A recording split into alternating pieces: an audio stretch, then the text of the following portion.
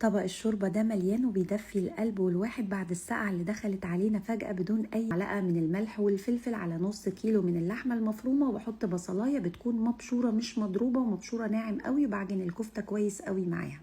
ببدأ أصبع الكفتة كور صغيرة خالص، وخليها كلها دايما مقاس بعض وصغيرة، علشان كده تبقى جوه الشوربة مش كبيرة معاكي. وعفريها كويس قوي في دقيق قبل ما نسيح معلقة من السمنة أو الزيت، وابدأي انزلي بالكفتة بتاعتك، وخلي دايما الكفتة تاخد لون قبل ما تبدأي تقلبيها علشان تتأكدي انها تماسكت. اول ما تاخد لون وتتأكدي انها متماسكة كده، ابدأي قلبيها، وحطي بقى شوية من الفلفل الأحمر والفلفل الأخضر واديهم تقليبة 3 4 طماطمات مبشورين مع معلقة من الصلصة، وغطي بقى بمقدار مية كويس قوي علشان نعمل الشوربة بتاعتنا والطماطم وكله يتسبك.